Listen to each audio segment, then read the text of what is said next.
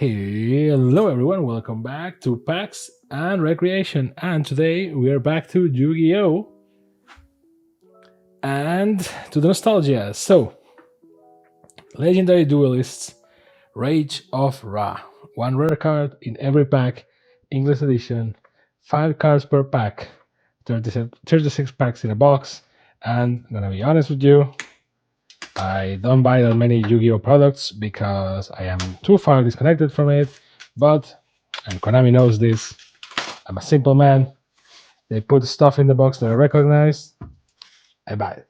So, this case, like Revival Jam meets Obelisk and Ra, and Marik is there. So, English edition, and ironically, it's not first edition or anything, so sadness in my heart right now.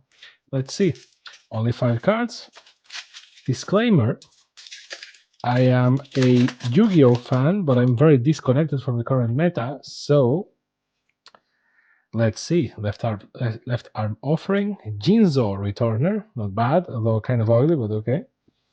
Actually do it like this, maybe. Like, well, let's do it like this, right? So, magic cards. Mech Lord, Army of Granel. Law of the Cosmos in foil. They already are curved because F my life. And Makura the Destructor. Ooh, this one I recognize. See, this is the advantage of buying stuff for old farts like me, is that I recognize the old stuff. There's like 5 cards per booster, so ooh, brain control, there you go. And people that actually play Yu-Gi-Oh! Nowadays like, bro, it's just shit, all the cards that you're getting. Metal Reflect Slime, cool.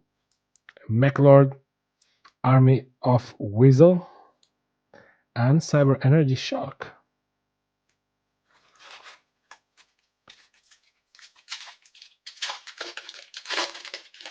Well, maybe I should do it like one of my favorite Yu-Gi-Oh YouTubers. Like, what's up, guys? YuGiOh, Mind Control, Mech Lord, Emperor Weasel, and Everlasting Alloy. I love that dude. You can tell that you have to like Yu-Gi-Oh fans are different, man. Like most Yu-Gi-Oh fans started because of the anime, right? So you have 2 types of people. We either dropped along the way, or you know, you can take this you can take the person from the, you can take the anime from the TV, or you can take the anime from the person. So we all have all those sticks, and it's like, if you're an OG Yu-Gi-Oh player, you can have like, ooh, reactor slime. Okay, you can be like 30 years old, and the moment you pull your Yu-Gi-Oh deck, that music starts going in, like tan tan tan tan tan tan tan. You're like, ha, let's duel, and you immediately become like ultra cheese lord and start going super exaggerated with your movements, because Kaiba, everyone wants to be Kaiba. Kaiba is the biggest overlord, edge lord, try hard, all those terms define Kaiba. Ooh, Monster Reborn, there you go. That's one card. Psychic Shockwave, Holding Arms. Nice. Left arm offering, that card. Oh, Mechlord, Astro the Eradicator. Wait, this is actually... So I did this in the hope that, this set had different types of cards, so that's why I have them ordered like this. But Mechlords everywhere. Token Sunday, Mechlord Astro Mechanite, so Mechlord Tribal, and Mound of the Bound Creator. Mound of the Bound. Well, as you can tell, this is all people bait. Ooh, Jinzo Lord. Ooh, Jinzo. There you go. Mechlord Army of the Weasel, Holding Legs, and Makura the Destructor. Man, Jinzo was the first card. I actually, if I recall correctly, I pulled Jinzo from my first booster. It was a Pharaoh Servant booster. And it had Jinzo and Swordsman Duelist or Duelist of Swords. I don't remember the exact name of that card. Oh, another Jinzo Ejector. Oh, that they make it like, oh, you have Jinzo types. I love it. Oh, Blaze Cannon. I kind of love it that they do that with, you know, old cards. It's like, oh, how can we make this card better? Make types. It's like, what do you mean? Like the alternate cards, like alternate White Eyes Blue Dragon and the Celtic Guardian and all that stuff. Like, in the case of Jinzo, it's like, oh, Jinzo is a type of machine, right? Wink, wink. There you go. White Aura Behemoth, because it's a behemoth with two heads. Cosmos Channeling and Esparova right here. See, I know what you're thinking. At the beginning of this video, you were thinking, man, this guy is a poser. He doesn't recognize half of the cards. He only knows like the starter deck cards and like what a faker. But then I still know the names of the things, bro. Like, come on. My whip power is stronger than my than my TCG power. So you can't really win me on this. And you will see that, I mean, it's not that I don't like Yu-Gi-Oh! It's just that, Millennium Revelation. It's just that, I mean, for once, I'm too old for not for the card game, but I mean, look at the amount of text. Team APS, one of my favorite channels, and they nailed it on the head in a lot of things. And I know that those are like archetypes. And I never played Yu-Gi-Oh! Like seriously. I always played Yu-Gi-Oh! With my friends and online and in the video games and all that. Like I never played like, you know, like in the store, because no one played Yu-Gi-Oh! In the store when I grew up. And then as I grew up, it kind of, you know, it was a mix between I got into other things. Like, trust me, this is not a story of like, oh, let's stop being a nerd. It's like, no, I'm still a nerd. Things that I just got into other things, and you know, I just fell off of Yu-Gi-Oh! And Psychic Mega Cyber. See, this Mega Cyber with an effect now, so that it's not bad, or it's not as bad as just the card, the original card. And that's okay. I mean, I like it. I like it that they play that nostalgia and they're like, oh, actually, this card now does things. Because now, if you don't have an effect, if you're not an effect monster, you are no one really, right? So I guess it makes sense. But one needs to wonder, right? I fell from Yu-Gi-Oh! With the Synchro Monsters, right? So it wasn't that far. Like I basically fell off Yu-Gi-Oh!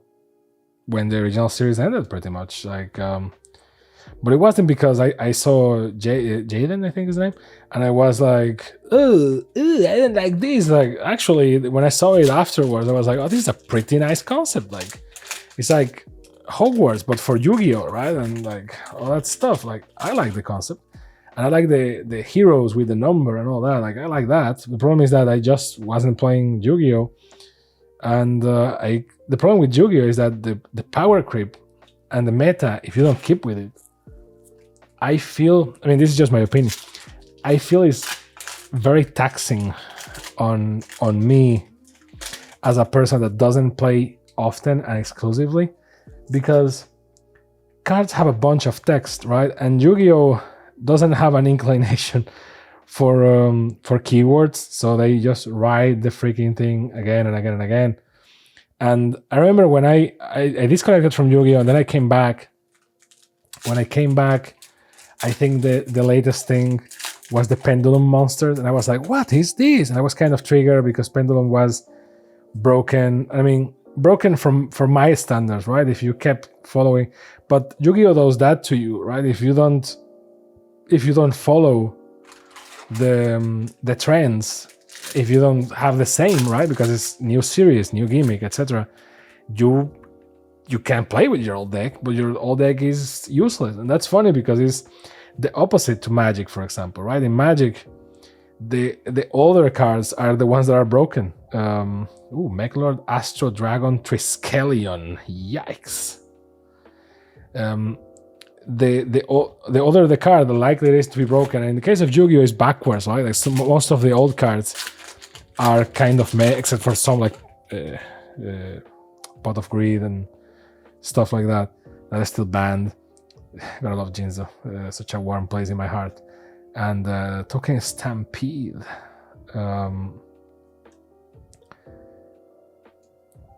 Like, I don't know. I think that I remember seeing the pendulum because I thought like, okay, synchro I can get behind. I think I thought it was kind of convoluted, but you know, to a degree, it was like, oh well, it's like a fusion, it's like a ritual, right?